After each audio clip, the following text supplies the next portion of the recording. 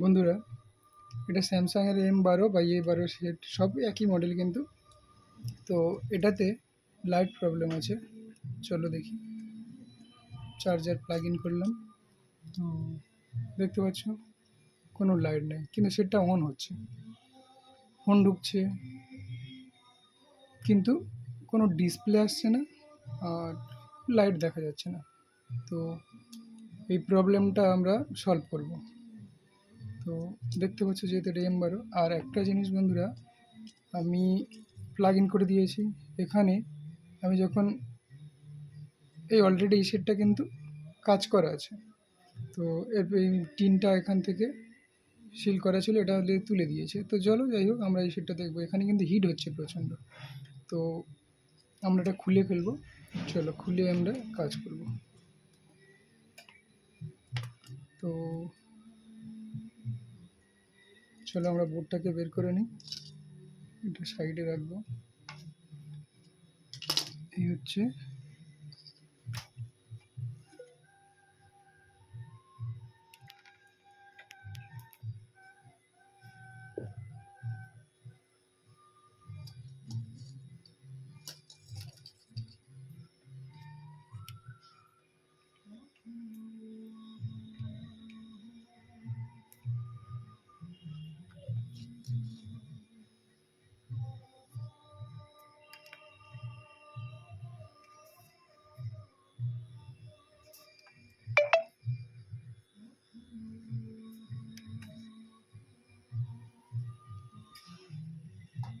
বন্ধুরা, দেখতে পাচ্ছ এখানে আমাদের এটা কিন্তু লাইট সেকশন। তো আমরা আগে এই সেকশনটাকে দেখব। এখানে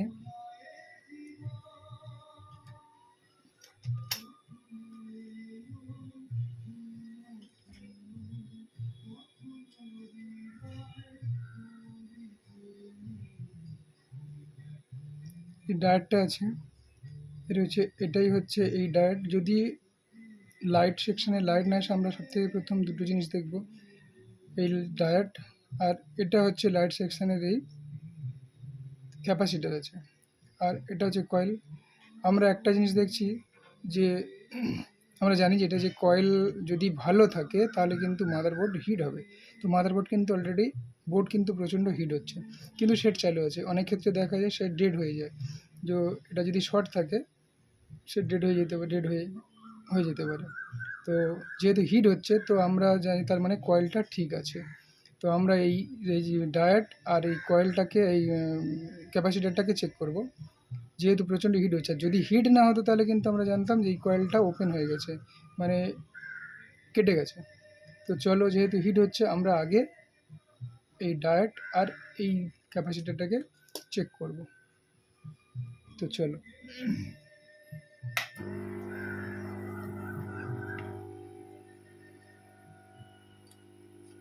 আমরা এটাতে একটা গার্ড দিয়ে দেবো।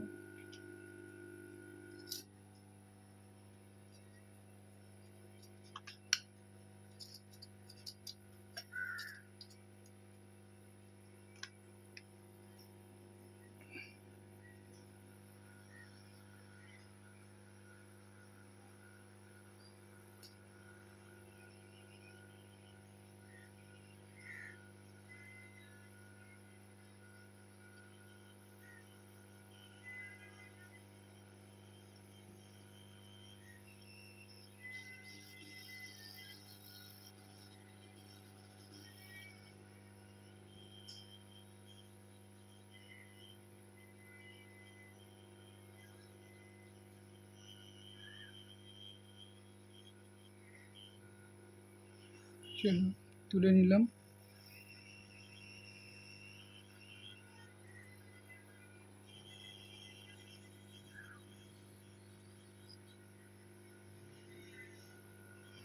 এই দুটো আমরা আগে চেক করব।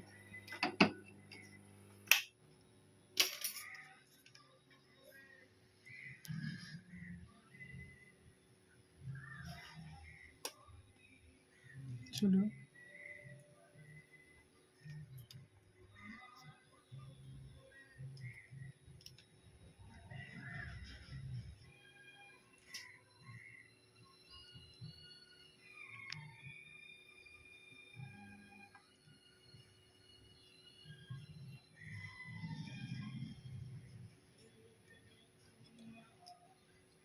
এই ডায়েটটাকে আমরা আগে চেক করব।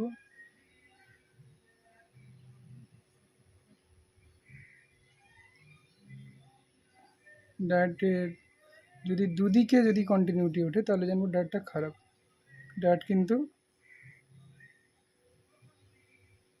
ঠিক আছে, যেহেতু একদিকে উঠছে। তো চলো কয়েলটা কিন্তু শর্ট দেখাচ্ছে, দেখি দিকে ক্যাপাসিটারটা ঠিক আছে কিনা দেখবো। তো চলো এটা চেক করে দেখি। কয়েলটাই খারাপ আছে, আমরা কয়েল চেঞ্জ করব, শর্ট দেখায় কিনা। তো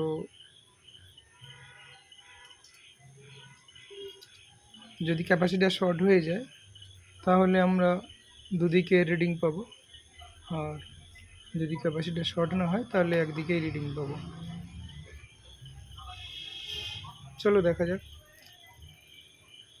আমি ভুল করে কয়েল বলে ফেলেছি, তো বন্ধুরা এটাকে মাফ করে দিও। এটা কয়েল নয়, এটা হচ্ছে ক্যাপাসিটার।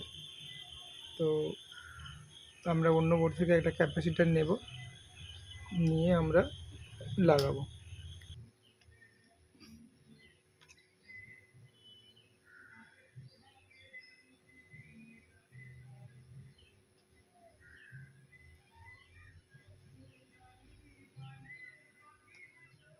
আমি এই মাদারবোর্ড থেকে এই ইয়েটা আগে তুলে রেখেছিলাম, ক্যাপাসিটারটা তুলে রেখেছিলাম, এইটা আমরা লাগাবো। তো আমাদের খারাপ কিন্তু এটা, তো আমরা এটাকে, আমাদের খারাপ কিন্তু এটা, আর এটা আমরা অন্য এই মাদারবোর্ডটা থেকে তুলে রেখেছি। তো চলো এটা আমরা সরিয়ে রাখলাম, আর এই ডায়োডটা লাগাবো, এটাও লাগাবো, যেহেতু খারাপ ক্যাপাসিটিটাকে সরিয়ে দিচ্ছি।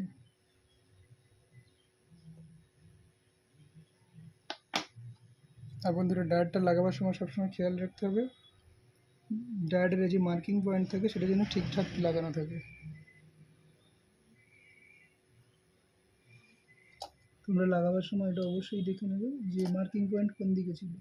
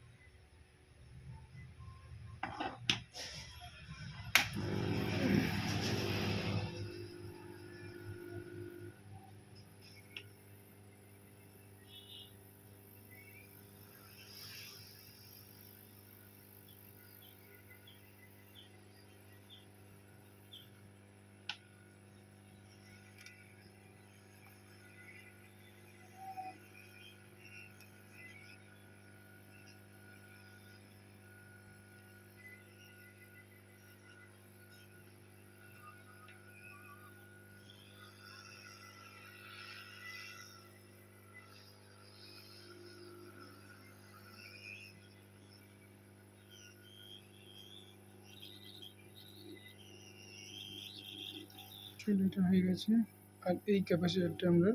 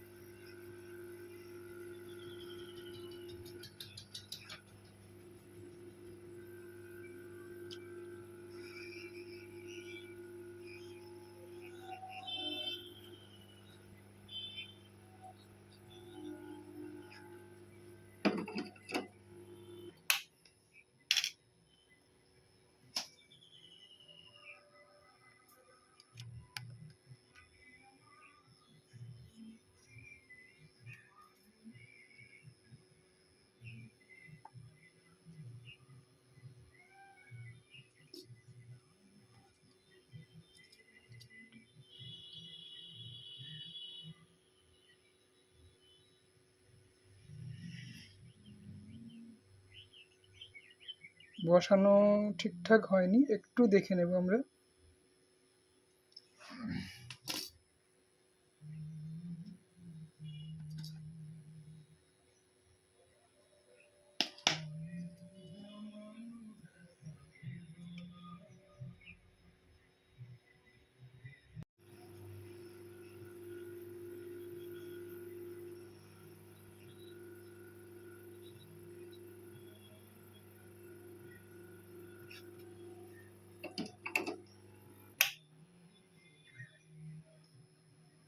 চলো, আমাদের বসানো হয়ে গেছে। আমরা এবারে মাদারবোর্ডটা ঠান্ডা হওয়া পর্যন্ত অপেক্ষা করব, যেহেতু গরম হয়ে আছে। ঠান্ডা হওয়া পর্যন্ত অপেক্ষা করব, তারপরে দেখবো এটা লাগিয়ে আমরা এটাকে সরিয়ে ফেলবো।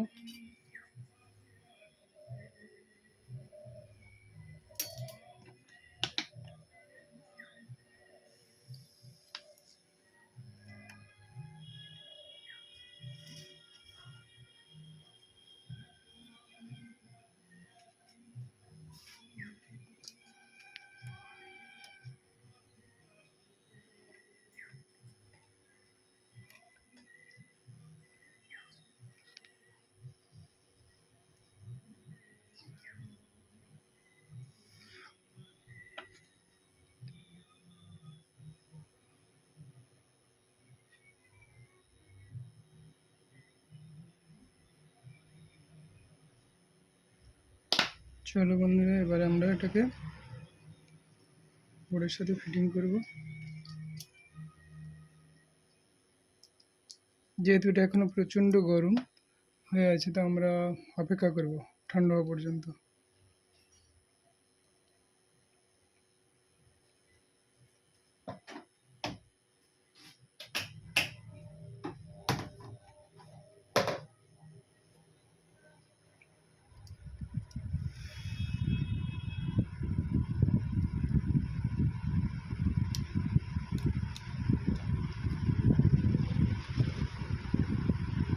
একটু ওয়েট করবো আমরা, কারণ বোর্ডটা যতক্ষণ না ঠান্ডা হচ্ছে।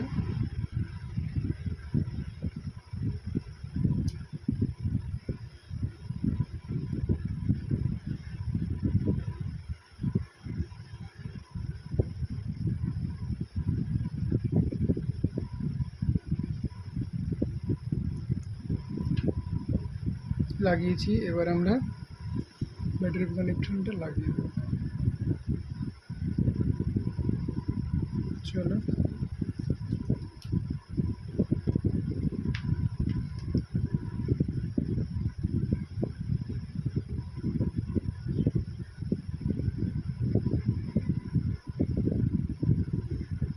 দেখতে পাচ্ছ বন্ধুরা, লাইট চলে এসছে।